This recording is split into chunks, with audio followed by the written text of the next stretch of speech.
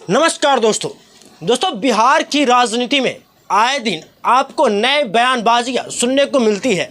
लेकिन दोस्तों इस वीडियो में हम बात करने वाले हैं महज एक सांसद वाले पार्टी यानी कि हम पार्टी के राष्ट्रीय अध्यक्ष जीतन राम मांझी और वीआईपी पार्टी के राष्ट्रीय अध्यक्ष मुकेश सहनी को मिले ऑफर की।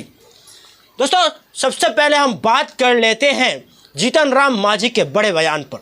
दोस्तों जीतन राम मांझी आप सभी को पता है कि वह केंद्र में मंत्री है, अपने पार्टी के इकलौते सांसद भी है। इसके बाद भी उन्हें केंद्र में मंत्री पद दिया गया है।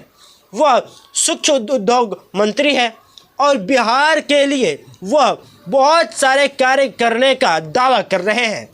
जब मीडिया वालों के द्वारा पूछा गया उनसे कई सवाल तो इसमें उन्होंने नीतीश कुमार और तेजस्वी यादव पर एक बहुत ही बड़ा बयान दे दिया। दोस्तों नीतीश कुमार जब नीति आयोग के बैठक में शामिल नहीं हुए हैं और इस पर जब उनसे सवाल किया गया तब उनका कहना है कि हो सकता है वो आदमी है, उनके अंदर कुछ प्रॉब्लम हुई होगी या फिर कोई स्वास्थ्य संबंधित दिक्कत हो गया होगा। उन पर उन्होंने किस प्रकार से बयान दिया है पहले आप ये सुनिए।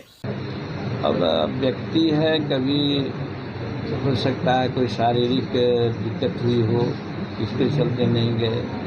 हम लोगों को भी लगा कि नहीं गए तो अच्छा नहीं था, होना चाहिए था या नहीं तो चीफ मिनिस्टर को भेजना चाहिए था। इसके बाद जब तेजस्वी यादव के बारे में उनसे पूछा गया तो डायरेक्ट जीतन राम मांझी ने तेजस्वी यादव के पिता के शासनकाल के समय का दृश्य याद दिलवाना शुरू कर दिया और उनके पिता पर इन्होंने किस प्रकार का बयान दिया आपको ये भी सुनना चाहिए। तेजस्वी यादव लगातार बयान दे रहे हैं लेकिन मानसून सत्र के एक भी बैठक में विधानसभा में नहीं गए। तेजस्वी जी के बारे में हम तो यही कहना चाहते हैं, उनको अपने पिताजी से पूछना चाहिए या आप लोगों को पूछना चाहिए कि जब राष्ट्रपति शासन विभोग करने की बात थी तो मास्को में भारत के राष्ट्रपति थे और मास्को में से रात को कागज भिजवा के दस्तखत करा के लाया गया और सुबह में बिहार में राष्ट्रपति शासन खत्म हुआ। इतना पावरफुल थे वो केंद्र में जिसमें शायद रेलवे मिनिस्टर थे, उस समय स्पेशल राज्य का दर्जा क्यों नहीं दिलवाए थे? तो तेजस्वी जी को तो अपने पिताजी से पूछना चाहिए। इधर तो जो मिला ये मैं समझता हूँ कि स्पेशल राज्य के दर्जा से 4 गुना ज़्यादा दिया गया है। और इसके बाद हम बात करने वाले हैं VIP party supremo Mukesh Sahani को भाजपा के तरफ से दिए जा रहे ऑफर की। दोस्तों आपको याद होगा मुकेश सहनी के पिता के हत्या के बाद उनके घर सबसे ज़्यादा भाजपा के नेता पहुंच रहे हैं और पहुंच रहे थे। दोस्तों डिप्टी सीएम भी पहुंचे, दिलीप जायसवाल नए नवेले अध्यक्ष भी पहुंचे बिहार के भाजपा के। इसके बाद कयास लगाए जा रहे हैं कि क्या भाजपा के तरफ से वीआईपी सुप्रीमो को ऑफर दिया जा रहा है भाजपा में शामिल होने के लिए। भाजपा के अभी के बिहार सरकार के एक मंत्री का भी बड़ा बयान निकलकर सामने आया कि अगर मुकेश सहनी आते हैं भाजपा में तो उनका स्वागत है। जी हाँ, भाजपा में उनकी स्वागत करने की तैयारी भी शुरू कर दी गई है भाजपा के मंत्रियों के द्वारा और बयानबाजी भी होने लगी है।